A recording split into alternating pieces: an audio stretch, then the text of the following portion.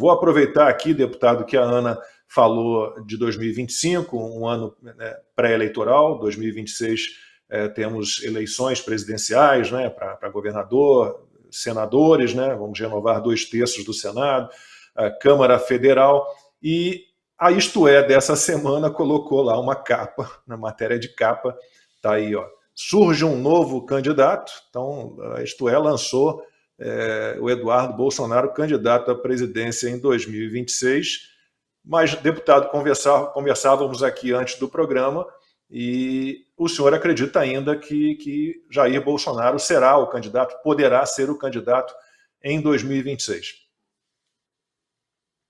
Sim, Lacombe, antigamente falaram que seria impossível, depois passou para muito difícil, improvável.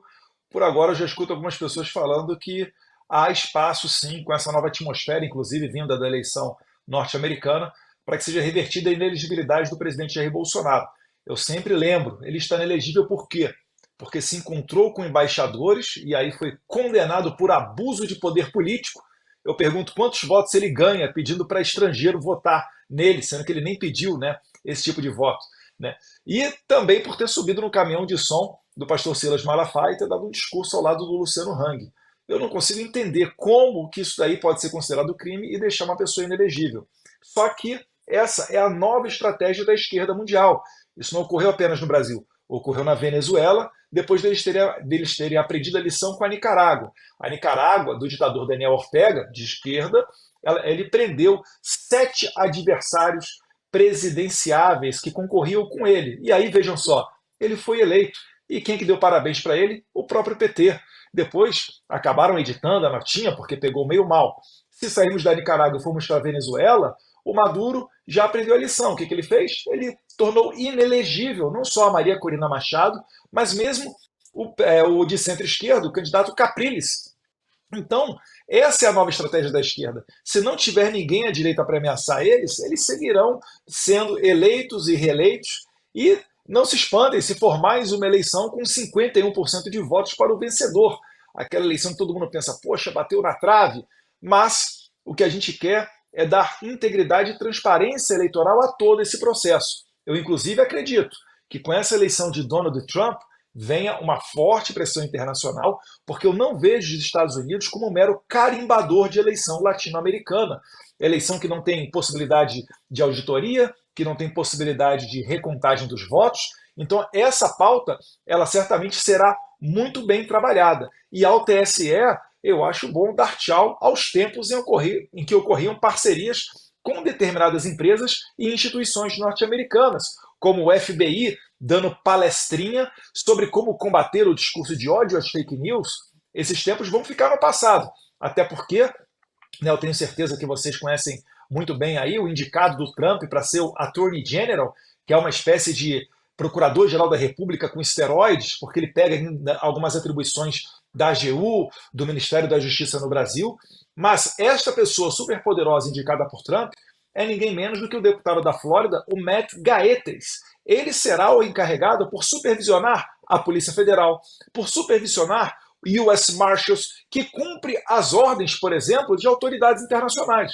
Então, aquilo que já ficou feio para Alexandre de Moraes, pedindo a extradição do Alan dos Santos, pegando o passaporte, inclusive, do Rodrigo Constantino, que está aqui conosco, Paulo Figueiredo, dentre outros jornalistas, essas ordens não foram cumpridas porque as autoridades brasileiras não estão se dando ao respeito, estão achando que as outras autoridades internacionais são meros carimbadores e tentam fazer essas coisas acontecer sem embasamento nas leis e na Constituição. O Brasil está caindo em descrédito. E assim como hoje o governo da Argentina não cumpre o mandado vindo da narcoditadura de Nicolás Maduro, eu tenho certeza que também não cumprirá esse pedido de extradição vindo de Alexandre de Moraes contra, todo respeito, pobres coitados que foram se refugiar na Venezuela, na Argentina, esses 61 brasileiros, que inclusive uma matéria da revista Oeste mostra muito bem, essas pessoas chegaram ao cúmulo, me desculpe aqui, Ana Paula Henkel, as senhoras que nos escutam, né, de viver em casas onde não tinha banheiro, casas semi-construídas, semi-acabadas, e elas tinham que defecar em marmitas, né, em aquele alumínio de marmita ou em sacolas plásticas, e depois se livrar do dejeto. essa pessoa realmente é que vocês no establishment querem nos fazer crer que são terroristas perigosos que armaram um golpe de Estado junto com 1.500 pessoas. Esse golpe não vazou, com 1.500 pessoas indo tomar de assalto o Congresso num domingo de férias em Brasília, que inclusive Alexandre de Moraes estava em Paris, se não me engano, estava para a Europa, onde em menos de 24 horas o diretor-geral pediu a prisão do Anderson Torres, que estava nos Estados Unidos de férias. Pelo amor de Deus. E tudo, finalizando, né, a cereja do bolo, arquitetado por Jair Bolsonaro, que esperou sair da presidência da República e quando não tinha mais controle sobre a Polícia Federal, quando não era mais chefe supremo das Forças Armadas, pegou senhorinhas com bíblias na mão, uberistas e até pessoas com transtornos psicológicos e foi tentar fazer um golpe de Estado sem dar um tiro sequer, sem nenhuma arma apreendida. Pelo amor de Deus. Essa narrativa não vai, né, muito longe aqui no Brasil e também não vai muito longe, Deus quiser, na Argentina, onde o presidente Javier Milei é, ao final do processo de extradição, a pessoa que dará a palavra final. Vamos então para a pauta. Diga, Ana. Posso aproveitar a presença do deputado e abusar e fazer uma entrevista também? Ele é o nosso quarto convidado, mas a gente vai abusar também. Deputado, nós sabemos que de 2020, da eleição super conturbada aqui nos Estados Unidos, aqui pelo menos nós temos o federalismo, que a gente sempre conversa, conta aqui, explica para o brasileiro. E dos 50 estados, 32 estados, se eu não me engano, 32 ou 34, passaram leis eleitorais de 2020 até 2024 com maior transparência, garantindo uma lisura mais ampla, né, e uma maior segurança, né, para os pleitos. Nos estados para que chegássemos em 2024. Ou seja, o Partido Republicano trabalhou para que isso pudesse acontecer, espalhou também, né, mais de 5 mil advogados pelo país, foram mais de 230 mil voluntários para exatamente checar a contagem, checar todas as sessões que deram problemas em 2020. E nós não temos isso no Brasil, deputado. A minha pergunta, que eu vejo muito nas minhas redes sociais, no chat, seja aqui do 4x4 ou no chat do Sem Filtro, da Revista Oeste, é a seguinte: será que nós vamos conseguir, será que o nosso Congresso vai conseguir voltar a discutir o voto auditável, a urna eletrônica, tudo bem, mas com voto impresso e contagem pública, como está no artigo 37 da nossa Constituição, ou isso vai continuar sendo um tabu, deputado, e a gente não vai poder mais falar nisso? Excelente pergunta, Ana Paula Henkel. Eu acredito que no momento oportuno, onde a gente não tenha mais a espada do Tribunal Superior Eleitoral sobre a cabeça dos deputados, porque esse jogo ele é jogado de maneira muito pesada. Eu lembro que 3 ministros do Tribunal Superior Eleitoral, eles vêm do STF. Nós sempre aprovamos com larga maioria a questão do voto impresso com contagem pública dos votos. A contagem pública acho que é até mais importante do que o voto impresso. O voto ele pode ser na pedra, no papel, qualquer coisa. O negócio é a pessoa conseguir ver que realmente o voto dela vai contar. E não ter que confiar cegamente em burocratas que se reúnem numa sala secreta e depois saem com o resultado da eleição. Mas eu me recordo que a última vez que foi aprovada foi a emenda em 2017, capitaneada pelo então deputado Jair Bolsonaro. Nós aprovamos com 433 votos. Ou seja, essa lei federal, ela do voto impresso, ela foi aprovada, inclusive com votação para quórum de emenda constitucional.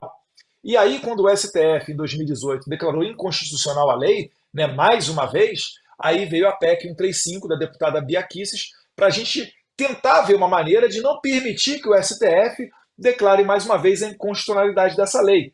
Eu lembro que o voto impresso, essa matéria, ela nunca foi uma matéria que dividiu direita e esquerda. Inclusive, quem primeiro falou em transparência eleitoral e levantou essa bandeira foi Leonel Brizola, do PDT, né, Façamos Justiça, lá dos anos 80, com o caso do Proconsult.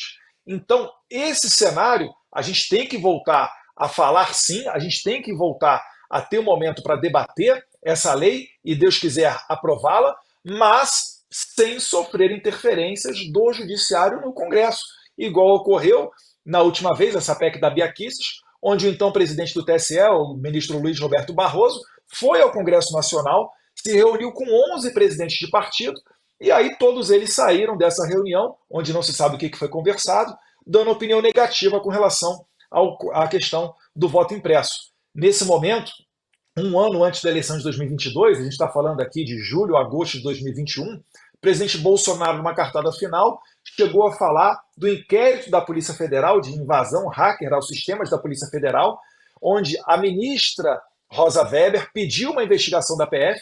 Essa investigação ela não era sigilosa, mas o presidente Bolsonaro, ao mostrar as vísceras do sistema e comprovar que uma investigação da PF tinha, inclusive, extraído do TSE o positivo, onde o TSE, através de Giuseppe Giannino, o técnico chamado Papa das urnas eletrônicas, admitiu que ocorreu uma invasão hacker nos sistemas do TSE, inclusive utilizando-se da senha do então ministro eleitoral Banhos. Eu estou dando detalhes para que você possa fazer a pesquisa por você mesmo que está me assistindo. Ao falar isso tudo, do risco da nossa eleição, a gente chegou e o Alexandre de Moraes disse que aquele inquérito era sigiloso, deu um retroativo para começar a investigar Bolsonaro, e o Bolsonaro passou a ser investigado por vazar informações de inquérito sigiloso, que não era sigiloso, mas que o Alexandre de Moraes acabou tornando sigiloso. Então é quase uma história de Chaves, né? Mas finalizando aqui, Ana Paula, eu tenho também muita esperança que uma configuração nova do TSE, esses 7 juízes, eles são cadeiras rotativas. A gente vai ter na eleição de 2026, na presidência, o Cássio Nunes, o vice-presidente será o André Mendonça, e o terceiro do STF será o Dias Toffoli, que tomarão conta do Tribunal Superior Eleitoral na eleição de 2026, mas que com essa composição mais equilibrada, quem sabe a gente tem espaço para debater, né, essa questão da integridade eleitoral, da contagem pública dos votos. Na Argentina, o voto foi no papel. Em menos de 24 horas você tinha o resultado. Não tem por que você colocar o princípio da celeridade acima do princípio do interesse público, como prega o nosso artigo 37 da nossa Constituição. Então, a gente tem que voltar a falar disso sim. Né? O deputado Vermelho, do Paraná, colhe assinaturas para que essa PEC volte a ser apreciada e a gente espera realmente que a gente tenha algo de positivo vindo de ajuda dos Estados Unidos para pressionar a favor de eleições íntegras e transparentes. Não queremos privilégio, queremos apenas o cumprimento da Constituição.